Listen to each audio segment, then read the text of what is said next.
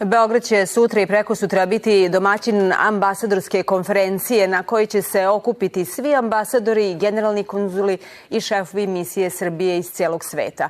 Kako će se srpska diplomatija razvijati u ovim izazovnim vremenima i šta će biti tema konferencije, koje su najnovije informacije u vezi sa naftnom industrijom Srbije i kako teku pregovori i sa Moskvom i sa Vašingtonom. Najnovije vesti u Dnevniku saopštava šef srpske diplomatije Marko Đurić. S njim razgovara Ivana Tatomić-Konjević. Izvolite. Hvala ti, Gordana. Vama dobro jutro. Hvala što ste gosta Dnevnika RTS. Počela je nedelja u kojoj bi bar prema najavama mogli videti rasplet situacije oko naftne industrije Srbije. Šta je novo kada je reč o pregovorima? Kažite nam najnovije vesti. Vi ste deo državnog tima. Očekujem da će situacija ozbiljne posledice na manje države i manje aktere u međunarodnoj zajednici. Međutim, kao što kaže ona naša stara tvrdi, ona bila sa naše strane nezaslužena, možemo da prebrodimo i da novu godinu započnemo ili da kažemo prvi mesec nove godine, barem da završimo sa potpuno čistom i jasnom. Srbija izaći u energetskom smislu. Znači da građani ne treba da budu zabrinuti i moram da vas pitam, da li se mi negde u ovom trenutku zbog cele situacije oko energetike... Zato je važno da naša izdržljivost, dakle ne samo kada je reč o energetici, nego i odbrani. Vidite koliko je poslednjih godina na insistiranje predsednika Vučića uloženo u modernizaciju, jačanje, osnaživanje srpske vojske. Koliko je uloženo u izguraju napred. Je li to hod po tankoj žici i da li sve to utiče na kurs naše spoljne politike i shvatamo li u ovom trenutku ko su nam zaista prijatelji, ko neprijatelji, ako toga uopšte ima tih emocija u diplomatiji?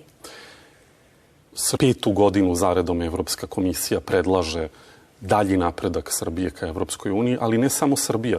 Vi imate i recimo jednu Severnu Makedoniju koja nije imala ovakvu unutrašnju polarizaciju kakve smo mi imali i nametnute sukobe kakve smo mi imali u našoj zemlji ove godine, koja 30 godina, ako hoćete, to ne treba da uzmemo olako.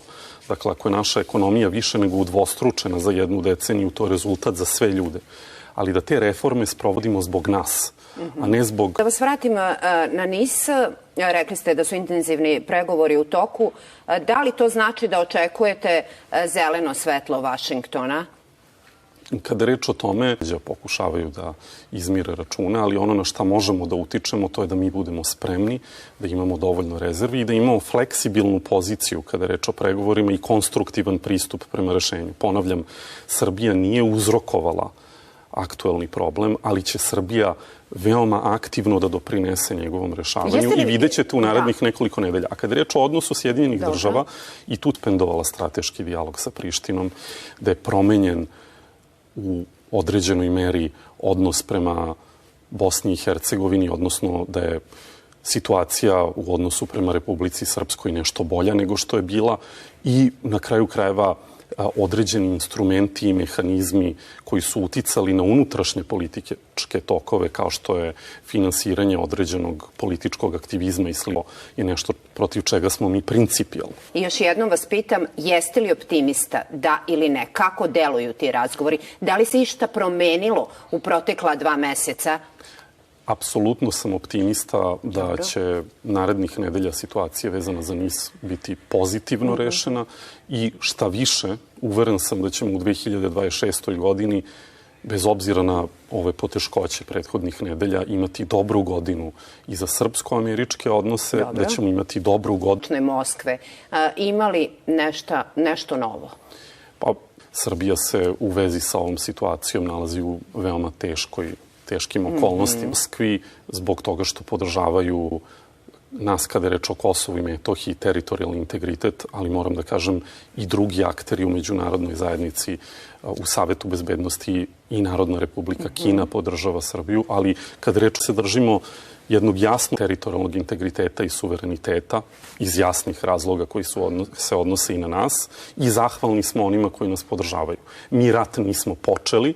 Ako možemo nekako da doprinesemo da se umanji patnja civila kroz slanje humanitarne pomoći i slično, to radimo od Ukrajine do Gaze, do mnogih drugih mesta, ali uvek se držimo onoga što je naš nacionalni interes i što je princip. Da, jasno ste nam rekli da Srbija ostaje čvrsto na putu evropskih integracija, uprkos tome što nismo dobili satisfakciju naše ambasadore i generalne konzule. Pitam da li će se govoriti o definisanju, redefinisanju ili kontinuitetu srpske spoljne politike? Što se tiče ide u 8 zemalja koje nas okružuju. Mi smo posle Nemačke zemlja sa najvećim brojem suseda u Evropi. Dakle, imamo 8 neposrednih suseda. To vam je 77% našeg izvoza za Evropu. To je naša realnost. I mi možemo da se prazničnog perioda sazvali, sada ćemo da vidimo u narednom. Kako događaje i poruke ćemo preneti. I za kraj u nedelju su zakazani izbori u našoj južnoj budu jedinstveni. I podržava nezavisnost Kosova, ljivosti našeg sistema, tako da ovakve epizode, a ovi, kako mi volimo da kažemo, iznad podele na istok i zapad. I u tom smislu na Njegoša od jutrosa, to je nada nema pravo ni u koga do u Boga i u svoje ruke. Šta hoću time da kažem? Vi ste u stalnim razgovorima sa predstavnicima Sjedinjenih Američkih Država. Za zaštitu državnih i nacionalnih interesa. Tradicionalni prijatelji svakako su Rusi.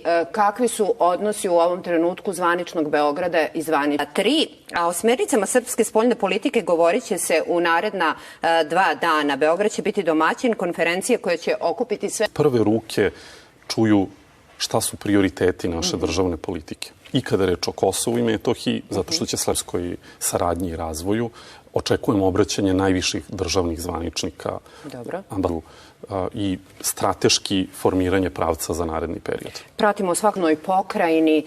Zašto je važno u danu za glasanje da svi Srbi na Kosovu i Metohiji... Od 10 narodnih poslanika koji će predstavljati narod kroz srpsku listu i podržava nezavisnost Kosova. Hvala što ste bili gost RTS-a. RTS će Srdana, izvoli.